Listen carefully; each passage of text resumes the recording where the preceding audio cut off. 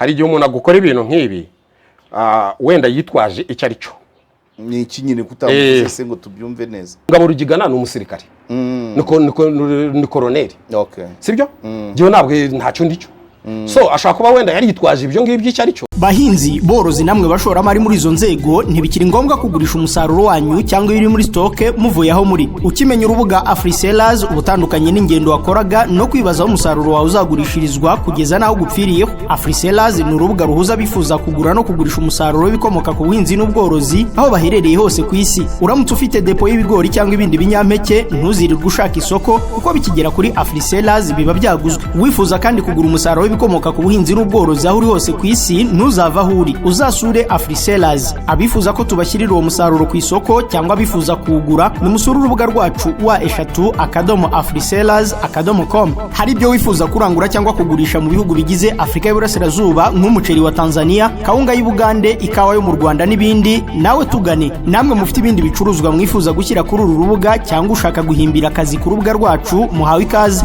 Ku bindi bisobanuro mwaduhamagara cyangwa mukatwandikira kuri nimero mubona kuri screen. AfriSellers. Kunzi ba KOP Karegeya Omar Pano twongeye kubasuhuza mu muryango mugari w'ibihumbi 39 abo ni aba subscribers ariko ndabizi neza ko munarenga hari abakurikira bicecekeye.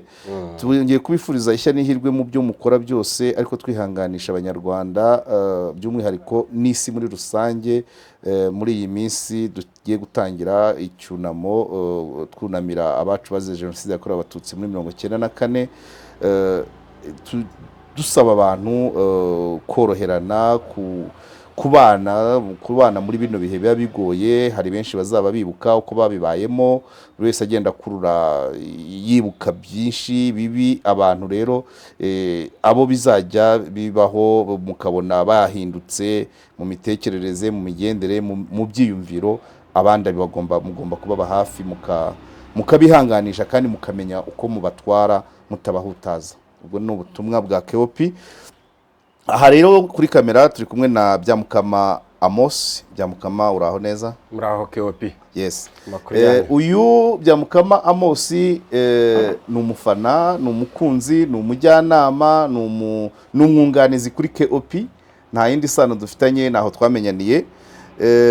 Uyu ni nawe nakunze kubabwira wagize ikibazo nkajya mbica mu marenga, agirana ikibazo n'umuntu kubijyanye n'imitungo, hazamo ikibazo, nyuma nza no kumenya ko bamwe mu bo bafitanye ibibazo muri iyo dosiye harimo abavandimwe abo dufitanye isano. Ngenda buke buke ariko mpisemo kukibazanira.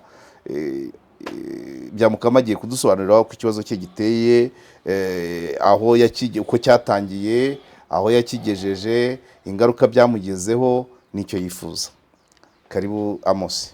Murakoze KOP. Iki kibazo ubundi giteye gite niki? Okay, murakoze KOP.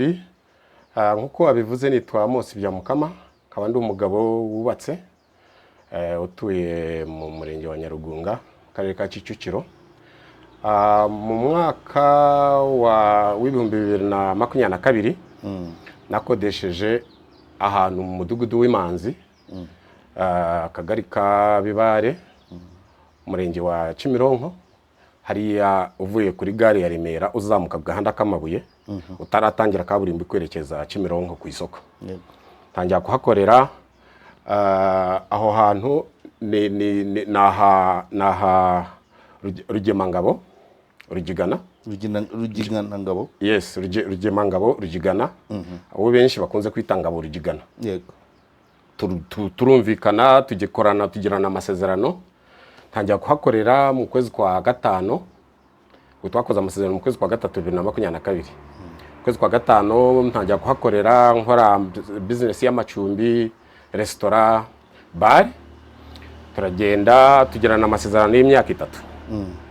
Bigeze mu kwezi kwa 12 kwa mbere 2023, mbese itangira aho ngaho 2023, nicarana nawe ndavuga nti rero mu mushinga wanje nateguye ntabwo harimo restaurant, accommodation n'ibindi nahakoreraga.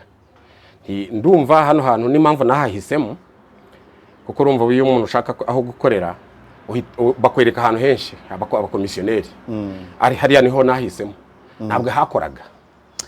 ntabwo hakoraga kubera iki ntabwo hakoraga hari n'ahantu ngira ngo n'abantu benshi barahanyuraga hari hamaze igihe kinini hadakora noneho baza kumuhuza na nyiraho iyo nzu nta wayibagamo ndamuganiriza abakomisiyoneri bampuje na nyiraho ndamuganiriza ndamubaza se hano hantu ko hari strategique ko ari ku muhanda ko hari ahantu hahuye n'imihanda cyangwa se junction y'imihanda ine kuki hatakoraga kuki hasa gutya ari nabwo namenye ambwira amazina ye akanambwira ko hari hashize igihe gito yafunguwe kuko yambwiye ko mbere yari afunze igihe kirenze imyaka. Nta handi mwari muziranye mbere yuko twaraganiriye icyo gihe tufata umwanya yari nk'aya masaha tufata umwanya wo kuganira kwa kundi uhura n'umuntu mukaganira ukaba wanasanga mwaniganye cyangwa se mwabaye ahantu hamwe turaganira tugiye gusanga turi nk'abavandimwe cyangwa se tuziranye mu buryo bumwe cyangwa ubundi dusanga hari ibintu duhuriyeho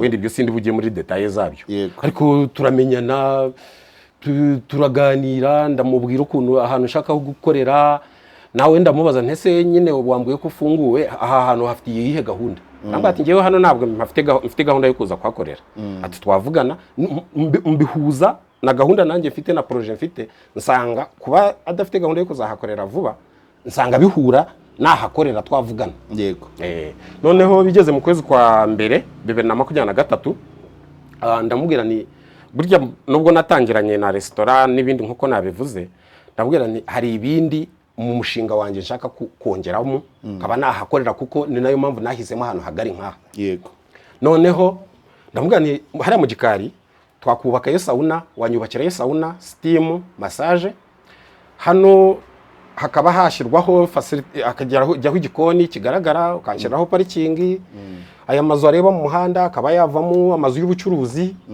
haruguru hari akajaride kanini ka metero nka 12 kuri 40 nabwo hariya rero twashyiraho undi muryango akajya ikinamba n'imodoka zikajya abashaka guparikayo imodoka ikaba bayoza noneho mu gihe aje hano gufata service uko nabimusobanuriye byiyongera ku byo nakoraga ndabwira nari bibi wabinkorera aransubiza ati ibintu rero wambwiye ni byiza ni nama wangiriye ni ibintu byiza cyane hari icyo byanyongeraho nawe hari icyo byakongeraho ariko bitewe nuko nakubwiye hashize igihe gitoya nibwo ngisohoka ari ubushobozi ari iki ntabwo nabishobora nibwo ngisohoka kuko nakubwiye ko yambwiye ngo yari afunze nibwo gisohoka gereza yego icyo gihe mbese yari atarajya ku murongo neza yego tukomeza kuganira arambwira ati ibyo bintu ntabwo byapfa gukunda ati kereka wenda mu minsi itaha sinzi nanjye cyangwa hari uburyo atari ku bungubu ntabwo byakunda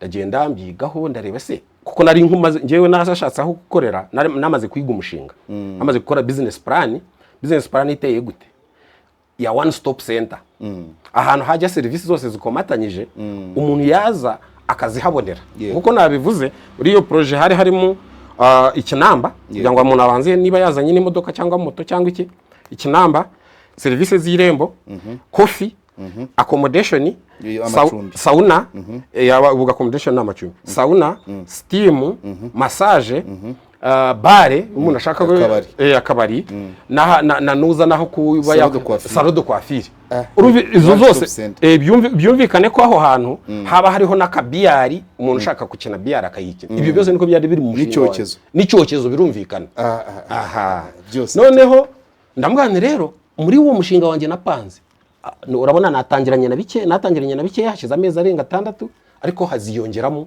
ibindi yego niko nyine kumbwira ati ibyo nabyumvise ni byiza umushinga mwiza byanaba byiza ariko uruhande rwawe ari no ku ruhande rwanjye atariko ntabwo ubu ngubu ubushobozi no mu mutwe n'iki se ndamenye biri hano okay ndagenda mbikorera nuza ndabyiga ngira uburyo mbyigaho ese mbikoze gutya wenda bikozwe gutya muzanira ama option atandukanye nabwo ni cya gitekerezo nakuzaniye numva twakongera tukagira indi ntera tukakiganiraho ndavuga ni ibi bintu bikozwe akaba ari njye ubikora kontra y'imyaka 3 wari wampaye kuko wayimpaye icyo gihe naje nk'umutenanti cyangwa se umupangayi usanzwe iyi kontra nkongerwaho ikindi gihe cy'imyaka kontra y'imyaka 3 ukanyongeraho kontra y'imyaka 5 aha ikindi n'aya mafaranga naguhaga ya renti tukagira uburyo atiyongera mu buryo burenze bukabije. Ikindi ibyo na developer ari ikinamba ari ibiki nkemererwa kuba nabisaburentinga cyangwa se icyo bita surokasiyo kubikodesha n'abandi mbabonye cyangwa se mbishatse. Ibyo mwemeranyije mwabishyize mu nyandiko turabyandika. Yes, turabyandika. Fakita yashize n'umwanya twabijyanye no kwa noteri arabinotifiye. Tukomeza gukorera mu by'ukuri twakoranaga neza kuko ruva twajyaga n'inama tukicara ahantu. Noneho 2023 yose ibyo twavuganye byose dufite naho muri zo nyandiko hari naho twabyawuturayininze cyangwa se twabyanditse ibigomba gukorwa byose. 2023 na 2024 ibi byose mbishyira mu bikorwa. Ni ibihe haruguru ikinamba ukajya kuri irembo akantu kakorerwa mu irembo kofi ahantu hacururizwaho made in Rwanda mine alimentation izo aho hose nkubwira mbere ntabwo hari amaduka hari amazu hari uburyo twayahinduye basabye nuza tore munsi hakaba ahantu hacururizwa mu electronics amasaha orange bitebiki hepfo hakaba salon de coiffure hepfo hakaba ahantu hakodeshwa umunoteri hareba mu muhanda wajya mu imbere harimo hangari iva nkane kagera hirya niyo haba imvura iguye hari abantu 100 cyangwa 150 nta kibazo barugama na biyari ziri mwenye zigakinwa biyari enye ahantu hajya mu biyari enye hakaba hajyamo n'abantu 150 bose ntihagira umuntu unyagirwa. Hari iki imbere aho hari imbuga kuko n'ama video ndi bubahe yuko hasaga mbere n'ubu ngubu ko hameze biraza gufasha umuntu kumenya hano hantu hasaga gute. Ndaza guha video zigaragaza ko hasaga mbere hari imbuga noneho n'ubu ngubu ko hameze. Warugeze ahantu kuri hantu hari biyare enye hashobora no kugama abantu baregije noneho mu imbere hakabamo inzu principal nkuko urebe nk'iyi yahahoze ariko mu gukora natunganyijemo amakaro tunganyamo toilette na douche. Hari iki imbere yari sima amakaro toilette na douche no gutunganya parafo zari zarangiritse zose urabizi zari triplex bishyiramo range exactement. Noneho n'igikoni hari agakoni kari mu gikari kwa kundi umuntu ufite igikoni mu gikari noneho unzana igikoni ubu ngishyira ku karubanda igikoni cy'akabari kigaragara. Ndibuka cyo twakirangije 2024 mu kwezi kwa mbere. Noneho igikoni turagishyiraho ari amabingaro yose asigaye ndayatunganya shyiramo imigongo barahasiga barahadesigninga nkuko abantu badukurikiye bari bubibone mu ma video. Ubwo ndashyira mu nsha make bigera mu kwezi kwa 8 mu mwaka ushize 2024 ibi byose uko twabivuganye byararangiye. Muri icyo gihe uko hari ahantu hagiye hatera imbere harushaho gukora kuko urumva mbere hari nk'itongo nta nabantu bahakoreraga yari inzu yo guturwamo ihindura yo gukoreramo no tubingaro no tu annexe tuduha agaciro tugenda ari naho twagiye twubaka ibintu bitandukanye gikoni za sauna steam massage mbese utuzu twarangiritse muri icyo gihe icyaburagamo ni piscine so ubwo mu gikari mba mubatse sauna steam massage ibyumba nabyo ndabimbeha grade bigira agaciro kuko urumva ahantu hagiyeho douche toilette mu imbere mu byumba akajya amakaro ntabwo ari kimwe n'ahatari hari douche na toilette n'ahari hari amasima. N'igikoni ngivana mu gikari shira ahantu hagaragara nubwo iyo uhageze gutyo utaranicara uhita ubona ngo kitchen stroke igikoni ubu bibona mbese wanahigerera ukatangira komande kuko ubu urimo ubona barimo batunganya nubuza mu imbere ubu babona kuko haragaragara. Mu kwezi kwa 8 nari ndimo nkubwira ni uko nagiye mpakora services zitandukanye zigenda zitangira ne nakwe nabonaga landlord wanje apikinga interest cyangwa se agira nuza yo kuza hariya n'igihe ndimo kubaka anivangavanga mu byo ndimo nubaka kandi twarabivuganyeho twaranabyakiriye ibyangombwa nkategura paperwork nkabimushyira akasinya gashyiraho n'ibisabwa attachment tukabishyira mu nzego zibishinzwe. Ariko ukasanga abafundi barimo barubaka nahavuye wenda natashye ariko ukabona abafundi baraguhamagaye ngo yaje abaha amabwiriza atandukanye, nibyo nasize mbabwiye. niwe wabahembaga se, niwe wabahaye akazi? Ninjye wabahaga akazi. Ninde wahembaga? Ninjye wahembaga, kuko ibyo byose ninjye wabikoze. Ni nako we yashakaga kugira ngo tuze aze tube tuhagaragara nk'abantu babiri. Mbese wabonaga reka wenda mbyumvikanishe, wabonaga icyo ashaka nko kugaragaza ari nkaho project tuyifatanyije, cyangwa se kugira ngo wenda ku rundi ruhande abe yagaragaza yuko ari urimo kubikora. Ariko ku inzu yariye ariko hari uburyo twumvikanye. Amafaranga wakoresheje wayakuye hehe? Ufite amafaranga nakoresheje nayakuraga mu bushobozi bwanjye, nayo nari nasevinze njyewe na madamu, kuko yari projet twese twafatanyije. Yes. Mwayakuye muri banke, aho mwayakuye harahari, aho mwayatangiye harahari? Aho twagiye tuyatangira mu buryo butandukanye harahari, naho twagendaga tubikuza kuko umuntu abakoresha mobile money akoresha ibiki.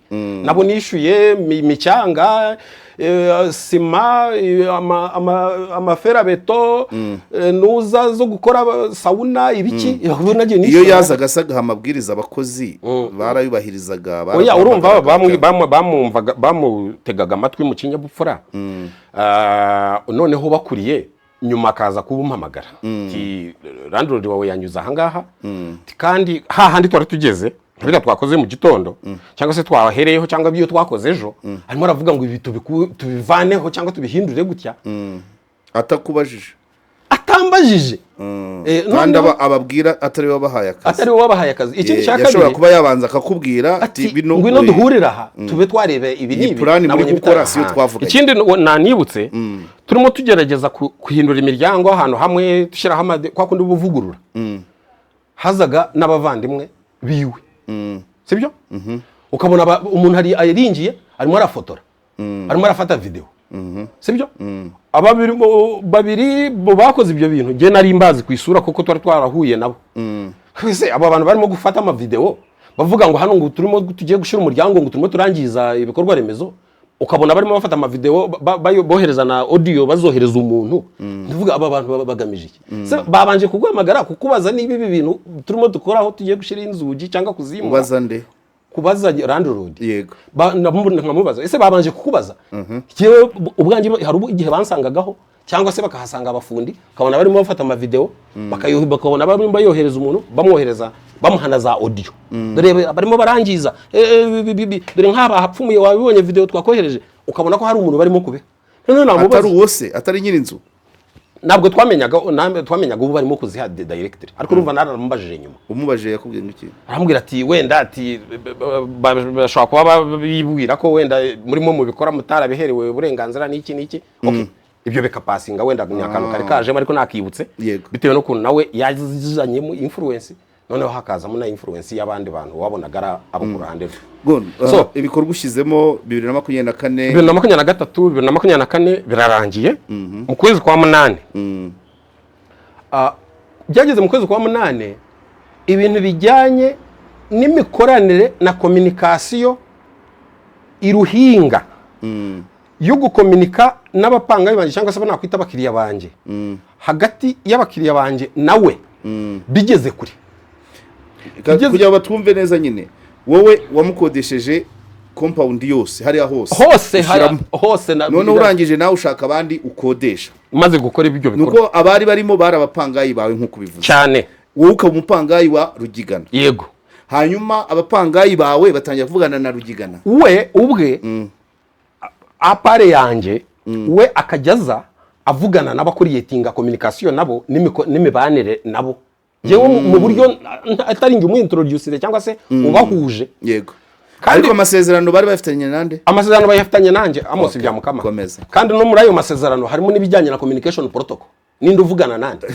Hari handitsemo ngo ngewe mvugana nawe nkanavugana nabariya bapangaye. Ariko bo hakabamo ariko however bo ntabwo bavugana nawe. Niko biri byanditsemo. Biranditse ngewe mvugana nawe nkavugana nabari abantu nzana. Ego.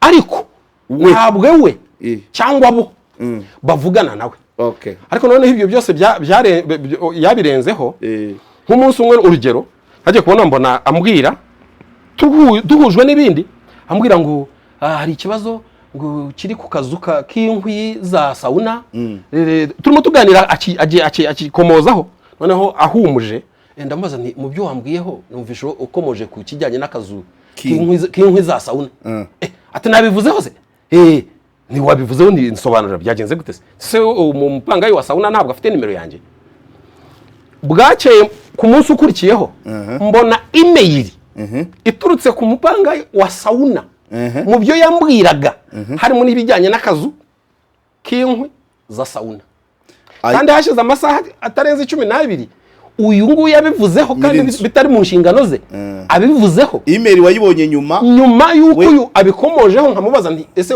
wakwiexplica cyangwa se wansobanuriraho wari ukomoje ku bijyanye n'akazu kinuza ya sauna ati nabivuzeho se burya ni wari ubikomojeho umukanya atoya ati byo ntabihari ati sinzi ukuntu ubwo byari ati ntabi no bukeye mu gitondo mfunguye telefoni kwa kundi ufungura telefoni mbona email mu byo yambwiraga harimo nico kintu ariko kuki mwabikoze gutyo ubundi kandi bakorera mu mazu ariko mu buryo bwa business ibintu bigomba gutandukana ntabwo hagomba kuvangwa amasaka n'amasakaramentu hagomba kubaho distinction niba mwaravuze ko atagomba kuvugana nabo noneho icyo gihe izo insida zose ibyo nari nyivuzanye nk'urugero nza kumubaza ntese ko mbona communication nawe n'imikoranire n'imibanire yawe n'abapangayi cyangwa abasabutenanti iri bwitambike imikoranire yacu nje nawe twari dusanzwe dufitanye ati ibyo ni ibiheze mbimbunyuriramo gatoya kwa kundi uba uganira n'umuntu arambwira ati ibyo ntabihari rwose ati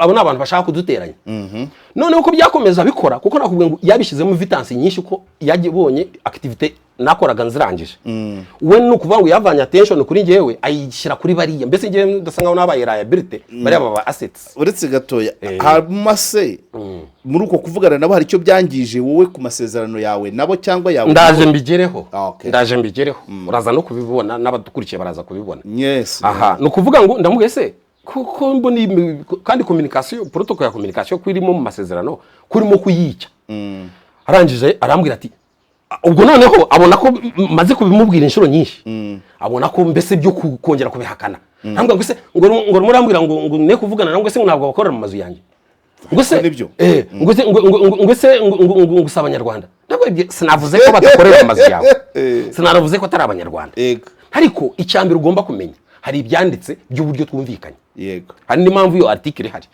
icya kabiri iyi ni business ntabwo twabifata nkaho twaba turi mu gikari turi abantu b'umuryango hari imipaka hari imipaka igomba kubamo nubwo mwese muhuriye ahantu hamwe muhakorera ariko hari imipaka igomba kugira gute igomba kubaho communication protocol ya communication ntabwo twayishiriyemo niba mwarayishyizemo mukanabisinya yari kugomba kubahiriza cyo nyuma yaho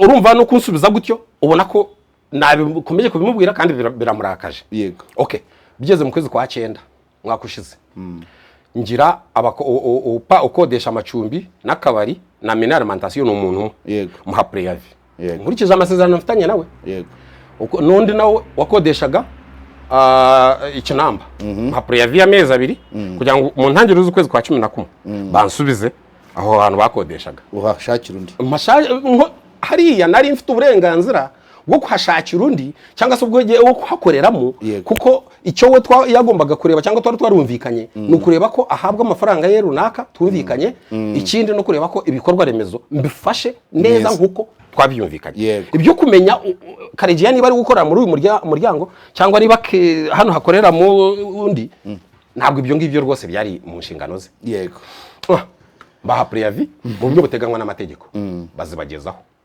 abo babiri maze kuzibaha urumva bahawe amezi 2 kugira ngo bitegure batangaye mazu bansubize ayo mazu maze kuzibaha hashize nk'iminsi nk'ibiri ngiye kubona mbona landlord wanje araje ati ndagira ngo tuvugane ati aba bantu wahaye integuza cyangwa se preavis ati ndagira ngo uzikureho bakomeze bakoreremo nzikureho bakomeze bakoreremo none se kuki utambaza impamvu nabahaye preavis ubwo ntaba nabahaye preavis nta mpamvu ati ndagira ngo rwose uzikureho abantu bakomeze bakoreremo kugira ngo abantu bari hano batumve neza nta kibazo amasezerano wagiranaga n'abantu bakoreramo hariya landlord yagiragamo uruhe ruhare Nta- yabaga ari umuhamya yabaga ari umugabo nta ruhare ntabwo yasinyagaho cyakoze n'abantu barimo hariya nta n'uwo wavuga ngo yahaje ari uwo mundangiye buri muntu yazaga ku giti cye mu buryo bwe tukanegosiya tugakorana twemeranya amasezerano navuga uruhare rwa nyiri inzu nta ruhare mu masezerano yawe n'abakoreramo ni uruhare zero nta namwe yasinye reka okay nta na hamwe ari naho mpamvu nyuma ndi bukwereke ukuntu namubwiye ko arimo kunyivangira no kunyivangira mu kazi no kumvangira yego ati ndagira ngo ayo preavis uyikureho abakomeze bakore bishyuraga nde ninjye bishyuraga amasezerano bagiranaga nande nanjye kuki yahagarika se preavis ku bantu nicyo namubwiye nti rero si ukukubahuka kubaha ndabizi ariko urimo uramvangira urimo urivanga mu kazi kanjye yego ayo magambo niyo namubwiye kubera impamvu nabimubwiraga ntabwo ari we bagiranye nawe amasezerano yego ikindi ntabwo ari we bishyuraga sibyo ibyo birumvikana kuko iyo ugiranye n'umuntu amasezerano mugaragaza n'umuntu ugomba kwishyurwa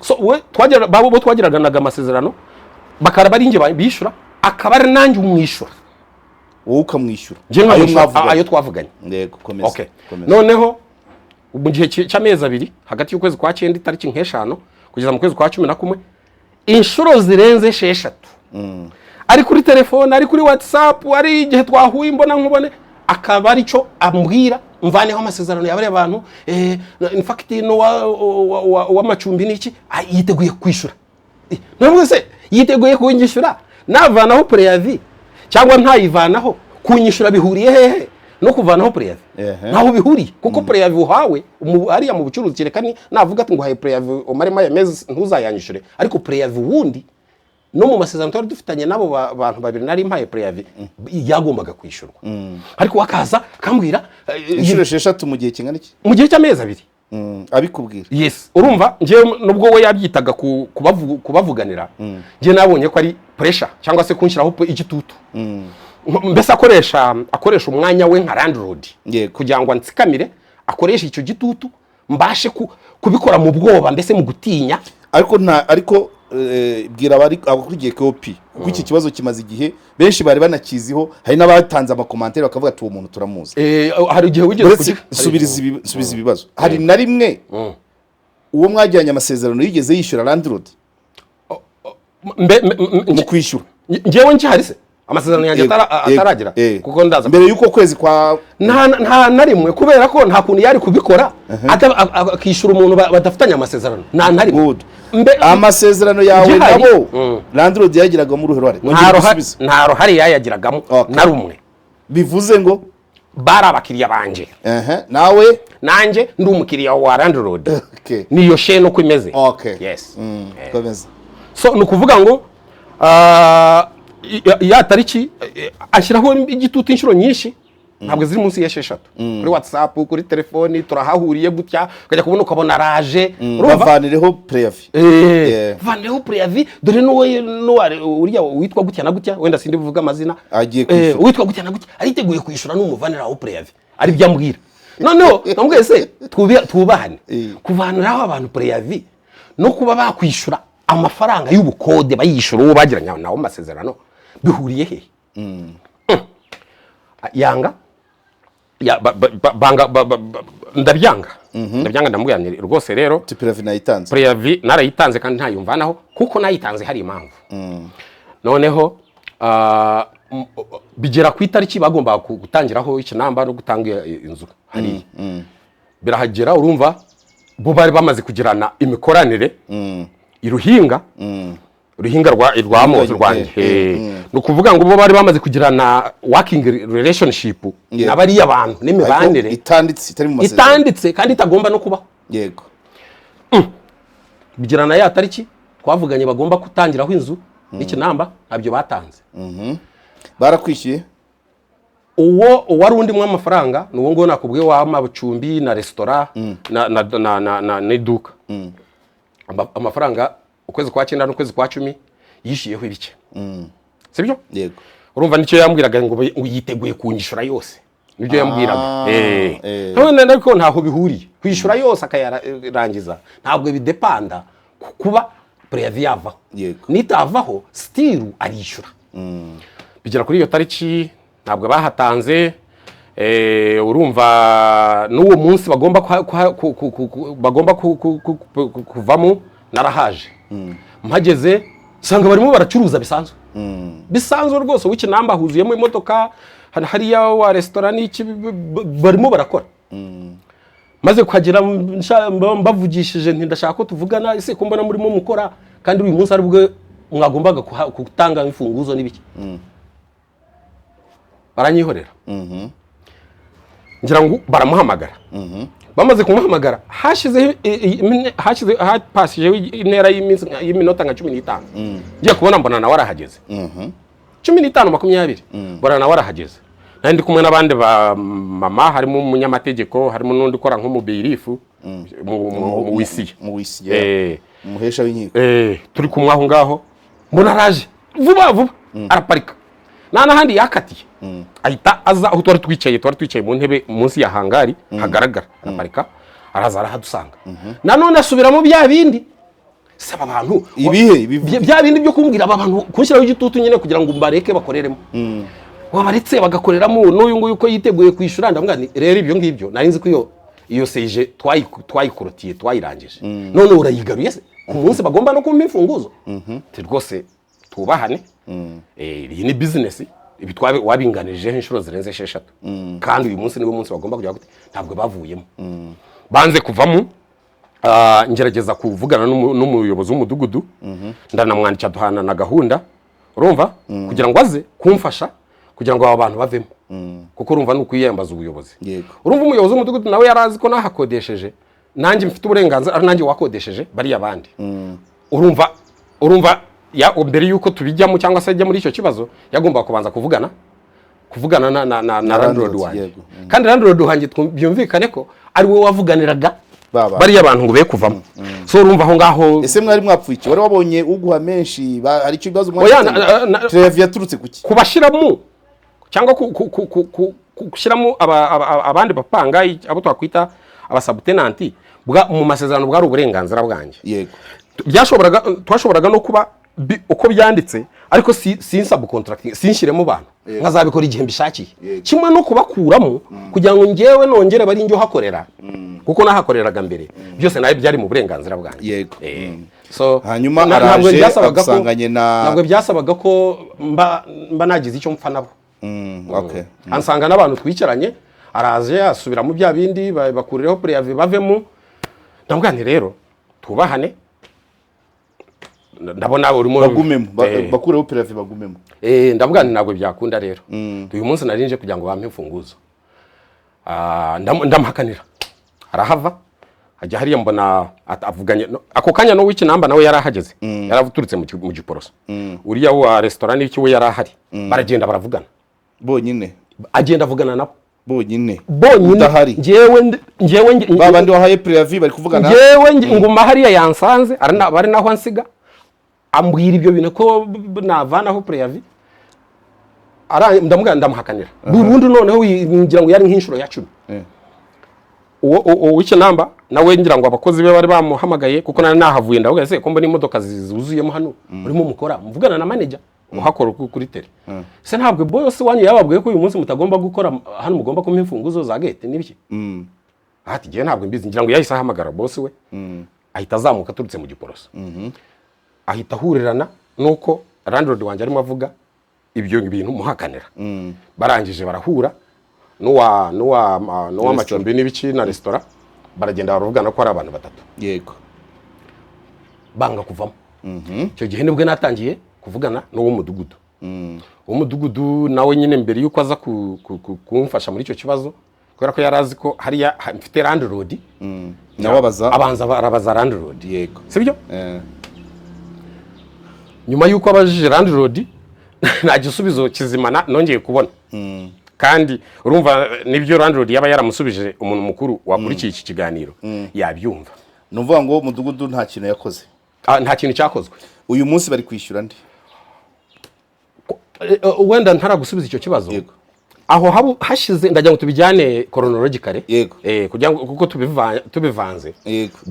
udukurikiye ntabwo yabyumva. Yego. Aha hashize urumva ndamuhakaniye no kugira ngo bakurwemo ntibyabayeho abantu bagumyemo bagumyemo rwose ukabona nta n'igihunga nta n'igihunga nanjye nkiwe amazi ibyo urabyumva umuntu wese udukurikiye yabyumva. Aha noneho hashize iminsi mike wumvishe ko ntacyo ndicyo hashize iminsi mikeya urumva aho ngaho nuko namusubije nkamuhakanira burundu noneho bwa nyuma yahavuye mbona ko yagize umujinya yabigize personal kandi ari ibintu bishingiye kuri business n'amasezerano. Yego. Aragenda avugana n'abariya aragenda nta nubwo twongeye no kuvugana muri iyo minsi ngiye kubona hashize iminsi mikeya ukwezi kwa 12 gutangira ku itariki 2 mbona umuntu arampamagaye ngo amfitiye urwandiko turahura urwandiko ararumpa nsanga nsomamo handitsemo ko ari gusesa amasezerano yanjye yawe na landlord. Yego. Gusesa amasezerano yanjye kontra wenda nsubiyeho inyuma mu byo twumvikanye cyagihe ubungiye muri development twumvikanye mu byo twumvikanye hatarimo n'iki cyo kugira ngo nanjye mbe nakodesha abandi harimo yuko kuri ya masezerano nongerewe amasezerano yandi y'imyaka 5 itangira ay'imyaka 3 arangiye urumva y'imyaka 3 niyo twabanje nko wagomba kwamara imyaka 8 yego kuko ubu ngubu byari kugeza 2030 sibyo mu kwezi kwa 5 ndeba iretere isesa amasezerano yanjye ese ndayisoma ndayenda yakira bayimaye mu masaha 10 za nimugoroba ariko saa 10:45 nyakira iyo letere zo ku itariki 2 z'ukwezi kwa 12 2024 kuva kuri 29 z'ukwa 11 yari arimo yohereza abapangayi banje message ku matelefoni yuko ntacifitanye kontra nawe nawe ko ntacifitanye kontra nawe batagomba kunyishura batagomba kugira icyo ndiringa nabo. N'uwo munsi nakira iyo letere mu gitondo cy'uwo munsi umupangayi umwe mu bapangayi wenda sindi specific umwe mu bapangayi yanyo forwardingiye message uriya yayimuhaye amubwira ngo iyi forwardingire landlord wanyu ayirebe arabizi ko nta masezerano gifitanye nabo ntimugomba kumwishura umwishura azongera nanone yishure ngewe azishyura kabiri uwo mupangayi byo mwihariko uwo ngo yohereje message uwo munsi mu gitondo na letter isesa amazina narayibona yaramfitiye amezi 2 yaramfitiye no kwa 10 atarakwishura. Yego. No kwa 12 urumva twari ku itariki 2 ambwa ati se kuko narashize iminsi nkingaho imubwende se nta mafaranga wari wishyuye yararangiye uze kunyishura kuri nimero yanjye herukana 70 ingahe abari nabyo abesingaho mbese ansubiza agira ati amfuwadingira ama message ati igisubiza ahita gwati ahita maza message ati batubwiye ko ngo atebyo batubwiye ndawe ibyo mu kumbwira nibyo tereka ngo forwardinge message ziturutse kuri we kandi message yo bayiforwardinze ubo yibona arazinyohereza uwo munsi nakira letere insesa amasezerano igihe kibanziriza iyo saha ari mu gitondo w'uwo munsi ari umunsi ubanziriza uwo nguwo kuva kuri 29 z'ukwa 11 yari arimo atanga ama message ngo bareke kukwishyura be kunyishyura singifitanye amasezerano nawe kuko urumva we mu mutwe uko mbitekereza mu mutwe wo kuva igihe antegeka ibintu simbikore wo mu mutwe mbese ngira ngo amasezerano yahise yibwira ko amasezerano yanjye yagize gute mu masezerano mwagiranye nta termination clause irimo rwose ivuga ngo iki uruhande rushaka gusesa na mbere y'iyo ngingo harimo habayeho misunderstanding cyangwa se kutumvikana ku impande zombi zizicara zige kuri icyo kibazo mu buryo bwa mutual understanding cyangwa se bwo kuganira ni termination yavuga ngo iki kugira ngo icyo kibazo gikemuke noneho kuri termination hariho kugira ngo umuntu uruhande rushaka gusesa amasezerano rugomba kumenyesha urundi rukaruha integuza ya mezi 2 yanditse. Yego. Sibyo? Ngewe iretire nahawe nakubwiye ku itariki 2 ntabwo ari integuza yo gusesa amasezerano ni ugusesa amasezerano. ntabwo mwigeze muteganyamo ko we ashatse gusubirana amazu ye byanditse ko byagomba kugenda bite? Urumva ni muri iyo nuza ashatse gusubirana amasezerano ye, amazu ye birumvikana jewe nahakoze ibikorwa sibyo birabarwa biranditse se. Yes, ni ingingo ya kangahe? Ntabwo nibuka yari ariko byanditsemo ko ashatse gusubirana amazu jewe agusubiza amafaranga. Jewe habarwa ibikorwa nahakoze. Ni ibintu byumvikana na logique ira ku itariki ebyiri abantu bo already hari hashize iminsi abakomunika nabo ababwira ko batagomba kunyishura ko ntagifitanye nawe amasezerano. Yego. Letre ndayakira ku itariki 13 z'ukwa 12. Mwandikira letre mbinyujije mu mwavoka wanje. Yego. Ayamwandikira ampagarariye mbese. Turamubwira ibintu byose yirengagije cyangwa yishe abigambiriye. Yego. Shaka kuba ari kwirengagiza cyangwa se kuba yabihonyanzi cyangwa se yabyishe abigambiriye. Tumwereka ukuntu ibintu bita urugero nta kibazo cyabayeho niba hari igihari ngo kiganirweho hakaba hafatwa na kontrande yacu. Icya kabiri nta na notice cyangwa se integuza ntayo kandi iteganywa n'amasezerano. Icya gatatu hariya nari mfite abantu bafite amasezerano ashamikiye ku yanjye nahaye nabo bafite uburenganzira kuri ayo uburyo ayabo agomba guseswa. Yego. Bivuze niba nahawe notice y'amezi 2 yuko hagiye guseswa amasezerano yanjye nanjye mba ngomba kumenyesha bariye kutakiri nyiraho nabo nkabaha periode nabo yo kwitegura. Ibyo rero ntabwo byabayeho. Icya kabiri hari abari bayarishyuye amafaranga yaba ari burangire mu kwa mbere ari burangire mu kwa kabiri sibyo. Nanjye hari abari bamfitiye amafaranga bataranyishura ni ku mpande zombi. Hari abo mfitiye amafaranga bari barishyuye kugeza mu mezi arenze aho ngaho. Ihute mu kwa mbere ukwezi kwa mbere bishyuye nyirinzu bimeze ndaje mbikubwire. Yego. Abari bamfitiye amafaranga guhera nko mu kwezi kwa 9 navuzemo restaurant n'ibiki ntayo baguhaye bose ntayo bampaye bayahaye ndi ayo abo nari mfitiye umuntu wageze genda Amosi umuntu wageze itariki ebyiri z'ukwa 10 amafaranga yose bayishyuye landlord wanje ngaburugigana niwo bayishyuye kuko na preve zimwe ndazifite kuva iyo bari wisohotse ntawe ugiye kukwishyura. In fact yanabandikiye letter yanditseho ufite umutwe uvuga ngo kumenyesha arayifotora yose arayibaha yuko kuri uwo munsi bukeye bamaze kubona letter nuza yuko batemerewe gukorana nanjye. Yego. Urumva abamo yabahaye kuri SMS abandi abaha letter noneho. Yego. Ikindi umuntu wese unyishura arabyirengera kuko yari yarabibamenyesheje mbere y'iyo letter yari yaragize gute ari nazo za SMS nakubwiye. Yego. Anavuga ko ibintu byose byakorwaga nanjye byose responsibility iki zose charge byose zigiye kuri we. Yego. Bigeze ku itariki 13 nyine nakubwiye ko twamwandikiye navuka wawe aramwandikira tumubwira igihe ibyo yirengagije ndamubwira nti ngewe ndashaka gusubira ahantu nakoze kuko mbere yuko mpatunganya gutyo nakoze umushinga nakoze business plan.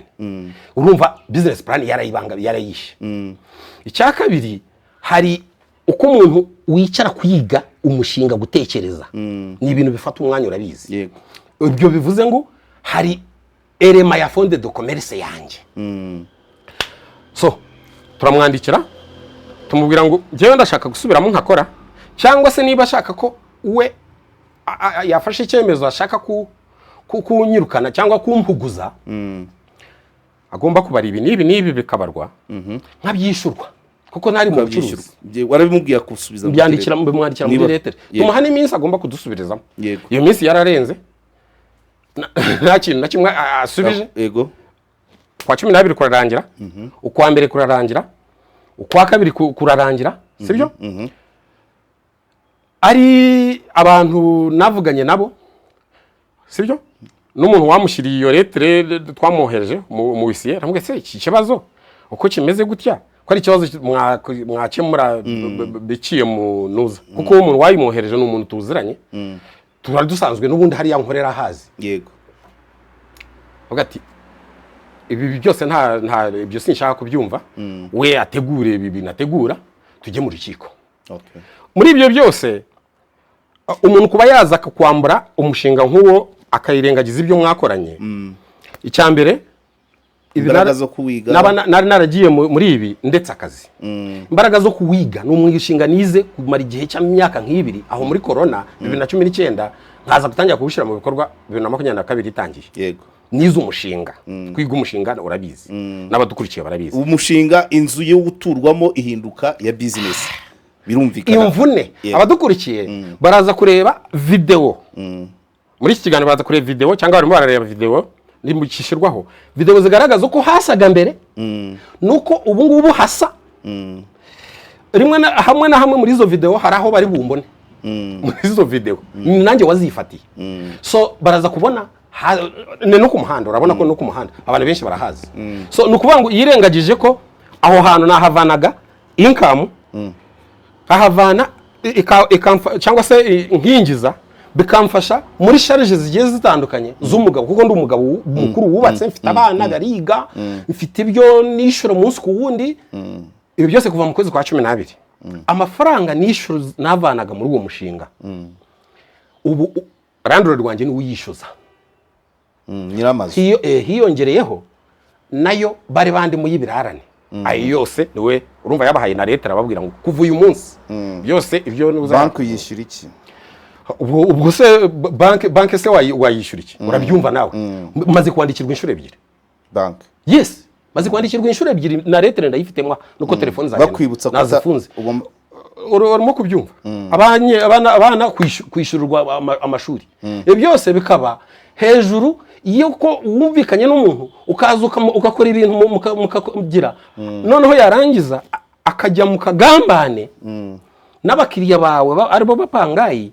kugira ngo baguhuguze urumva ubu ngubu no kumpuguza mu rwego rwo kugikemura se ntabwo mwigeze mushaka abantu muziranye ngo muhure biganireho abantu babashije kuvugana nawe nta gaciro yabihaye kubera iki nta gaciro yabihaye bigaragara ko nje nibwiye ko ni ibintu yakoze ntabwo yabikoze kubwo impanuka ni ibintu yatekerejeho kandi ibigaragara yabipanze abyigiwe cyangwa se abifashijwemo abiganirijwe nabo yavuganiraga ngo mbavanireho preavi nkaba naranze kuzivanaho ubu tuvugana reka nguhe nk'urugero ubu tuvugana icyapa cyanjye cyo ku muhanda kigaragaza serivisi zinakoreragamo hariya nari naremereye no wasabuna akashyiraho hasi byiwe hejuru hariho ibyanjye hariho na nimero yanjye na nimero ya nuza y'akabari na restaurant ibi byose bahinduye umwenda uzi ko icyapa ugira gutyo ugahindura umwenda gusa ibindi bikasigara ari ibyo ngibyo bahinduye umwenda ubu ngubu izina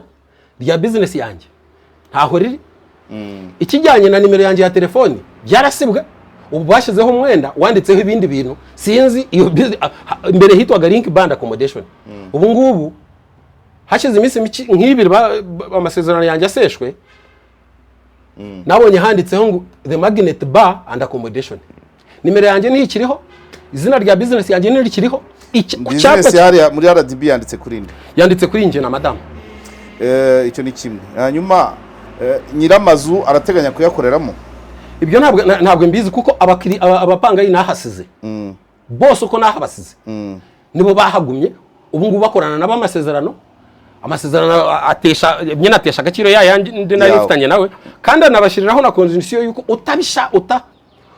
utashaka kuyasinya mu gitondo ahita cyaho byaguteje igihombo kingana iki byanteje igihombo gikomeye cyane amafaranga wahashoye ayo wari umaze kugaruza asigayeyo arangana ni amafaranga arenga miliyoni 100 ni amafaranga menshi arenga miliyoni 100 narindi nakubwira ko ateganye tese kuyagusubiza mubivugana mute ntacyo turavugana niyo mpamvu ndimo naje hano kuri iyi platform kugira ngo mbashe kubona ubuvugizi kuko urumva n'uguhuguzwa umuntu wakaba bize agashatangira akigarurira abapangayi bawe cyangwa se abakiriya bawe we akakwihorera akakureka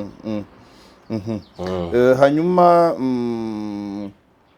urumva hari ibintu nk'ibi bwana Karegeya hari igihe umuntu agukora ibintu nk'ibi wenda yitwaje icyo ari cyo ni iki nyine kutavuze se ngo tubyumve neza kuko Ngabo Rugigana ni umusirikare ni koroneri sibyo ngiye ntabwo ntacyo ndicyo so ashaka kuba wenda yari yitwaje ibyo ngibyo icyo ari cyo guza burya nta nicyo azagira gute nta nicyo azakora niko nibwira. hanyuma se mwigeze abahuza basanzwe mwarababuze mwigeze mutekereza kwitabaza ubukemurampaka? Kwitabaza ubukemurampaka ntari ntarabijyamo. inzira iri imbere ni iyihe? Inzira iri imbere yaba ari iyo ngiyo y'ubukemurampaka no kuba umuntu yajya mu nkiko, mu rukiko. Yego. Iyo ubimubwiye abyakira ati? Nakubwiye ngo n'umuntu wamushiriye urwandiko umuwisiye, sibyo? Yaramubwiye yuko we nta kibazo yiteguye kuburana. We urumva we yabikoza bigambiriye yabitekerejeho muri makeya yiteguye kumpuguza, nicyo bishatse kuvuga. Yiteguye kuburana akagutsinda cyangwa ukamutsinda? Yarampuguje nge mbifata nkaho yiteguye kumpuguza. Nge niko mbifata. Hanyuma ko ari ahantu ko ariho wakuraga amaramuko ubaye hute muri rusange? Urumva ni ikibazo. Ikibazo gikomeye. Umuntu wese waba udukurikiranye azi icyo bivuze kandi azi n'ingaruka, kuko uku kwezi dutangiye no kwezi kwa gatanu. Kwa 12 kose, kwa mbere kose, kwa kabiri kose, kwa gatatu kose udutangiye ukwezi tugeze ku itariki 6 z'ukwezi kwa 4. Urumva ko ari ikibazo. Umuntu wese udukurikiye yakumva icyo bivuze. Yego. So igihe nagombaga kugira ngo nkoreremo mbe nkuko nari narize iyo mibare kugira ngo mbe nagaruza amafaranga yanjye, haba hagira n'ikirengaho cy'inyungu kuri ayo mafaranga. Urumva we yatagetinze ibikorwa twavuganye birangiye, hageze igihe cyo gusoroma, sibyo? Ntabwo utekereza ko yabatekereza we ko ahubwo wamaze gusoroma ukanarenza? Kuba naramaze gusoroma nkanarenza yabitekereza, ntabwo ndi mu mutwe we, ariko umuntu wese ushyira mu gaciro akareba ibikorwa byakozwe mu myaka 2, mu mwaka umwe actually n'amezi 8, kuko ni umwaka wa 2023 na 2024 kugeza mu kwa 8 nibwo byari birangiye. Ibiriya bikorwa uko bimeze, umuntu wese ushyira mu gaciro akaza kabireba, nkamwereka n'imibare mfite yahatakariye, yamenya ko habe no kugaruza ayo nahashize hatarimo n'inyungu, nta na 15% yaba yakagarutse. Kuko urumva igihe cyose cyari gishize narindi mu ntanga amafaranga dépense gusa. Yego. Nari ntaraga. Wigeze utekereza kuba wabivugisha nk'abavandimwe be cyangwa inshuti ze cyangwa abo babanye? Hari abo nabiganirije nka 2 cyangwa abo bagenda? Hari abo nabiganirije nka 2 ariko bambwira ko batagifite na contact ye. Utekereza ute we aramutse afashira business akayikorera hari ahantu ahakoreye hakomeza kumera nk'uko wahakoreraga, bimeze bite? Iriya business iriya business ayigiziye? Iriya business twaricaye turaganira turumvikana. Naje gufata hariya atari uko mbuze ahantu hasanzwe hakora, nakwishura ayo mafaranga nishyuye y'ubukode, yewe nkaba nagira wenda n'utuntu dukeya mpinduraho, ariko hari impamvu nahisemo hariya hatanakora hamaze imyaka irenze 10, hameze nk'itongo. Hari impamvu iri strategique bitewe n'iriya location, ahantu hafata ku mihanda 4. Hari impamvu y'ibyo, naho ubundi ayo mafaranga namwishuraga birashoboka ko wafata ahantu hari n'ibikoresho hasanzwe hakora, atari ugufata ahantu ugiye guhera kuri zero ukeriya cyangwa umenyereza iseta ukeriya na clientele cyangwa se abakiriya guhera ku mukiriya wa mbere ari wo ubakiriye. Hari impungenge ebyiri nshaka ko umbwiraho. Yego. Ujya kuhafata nta mpungenge wari ufite zuko ibyo wahashyira ushobora kuzabyamburwa? Naganiriye nawe, turangije kuganira ibyo twaganiriye tubishyira mu nyandiko. Iby'impungenge niyo mpamvu umuntu aba yashyizeho izo nyandiko, kuko ubundi buryo bwo kuvanaho impungenge, kuko kamere umuntu ni mugari. Uburyo bwo kuvanaho impungenge nuko mwandika uti nafashe mfite kontiri y'igihe kiniki nishyuye twumvikanye ibi, sibyo? Impungenge uko umuntu azitekerejeho ni nakwe ashyira mu nyandiko, hakabaho amasezerano mu buryo bwanditse. So icyo nakoze ni icyo ngicyo, kandi ngira ngo n'abandi bantu nicyo bakora, kuko umuntu aje nk'aha agiye kuhakodesha ntabwo yagushyira amafaranga mutanditse, mutavuze ngo yaguhaye amafaranga y'iki. Ibyo byose narabikoze. Impungenge rero zirenze aho ngaho n'uburyo bwo kuproteja kugira ngo impungenge umuntu azivaneho, uburyo burenze aho ngaho ngira ngo ndi umuntu ubwo buryo ntabwo mfite kandi nsanga aho hantu ashaka kunkodesha kuko no mu masezerano byanditsemo UPI yaho UPI mwanditseho n'umugore we sibyo kandi aho ngiye nahise nimenya nibwira uburyo buri officier bwo kureba amapreve yuko umuntu niba ubutaka mwanditseho aho hantu hamwanditseho afite uburenganzira bwo kuba yagira gute yagirana amasezerano n'umuntu nk'aya twagiranye. Yego. Urakoze cyane rero bakunzi ba KOP, ubwo tubishyize muri mwebwe abazi amategeko abakemura mpaka. Tumaze iminsi tuvuga ku bya ADR ubutabera nsanasano. Aba bantu n'abavandimwe uko byamera kose, abantu baganiriye bakageraho bagirana amasezerano arimo agaciro karengeje miliyoni 100. Ibyo byose n'abavandimwe. Ibyo dukeneye icyabera cyiza nuko ikibazo cyabo kiragati yabo cyakemuka, bakaguma mu buvandimwe bwabo, bakajya basabana amazi, bakabyarana abana muri batisimu, bagashyingirana, ariko bitabaye ko bigenda bikagera mu hagira uhomba undi akunguka nanone ibirenze ibyo. Urumva ngiye ndimo ndahomba uyu n'ukwezi kwa gatano kuva igihombo cyanjye cyatangira. Hari ubundi butumwa ubundi butumwa nyine ese mu butumwa ubutumwa nuko iki kibazo kigomba gukemuka, arabizi ko kigomba gukemuka nuko ari wenda arimo kukirengagiza, ariko iki kibazo kigomba gukemuka. Jewe nditeguye yuko iki kibazo cyakemuka hatarimo umuntu guteza umuntu igihombo mu buryo bwo kumuhuguza abigambiriye nkuko bigaragara mu mikoranire twagiranye nuko nabasobanuriye. Ngiye nditeguye kugira ngo iki kibazo gikemuke, ariko n'ubundi kidakemutse ntabwo byapfa kugarukiraho. Ngomba gushaka mu buryo bw'amategeko uburyo ikibazo kimeze gutya cyakemuka. Nihe namugira abantu bakora business yo gushora amafaranga yabo mu mitungo itari yabo bafitanye amasezerano ameze nk'ayo? Hoya inama nuko amasezerano bagirana amasezerano kandi amasezerano asobanutse ari nayo nanjye nari nagiranye nawe. No kugirana amasezerano asobanutse kandi bagakora ibintu bakurikije buri muntu agakora uruhare rwe. Kuko ngewe nabikoranye nawe dufite amasezerano yanditse. Yes, twagiye twandika kuri etape yose. Ari uko igihe ninjiriye, ari igihe nagiye muri development, ari igihe cyo kunyemerera ku subrentinga cyangwa se gushiraho gukora surokasiyo. Ibyo byose ni ibintu byanditse, ariko kamere muntu ntabwo wayisobanukirwa, umuntu ni mugari. Ibi ni ibyo yahisemo, ariko ndibwira ko ari butekereza uburyo bwo kubikemura bikaba byakemuka.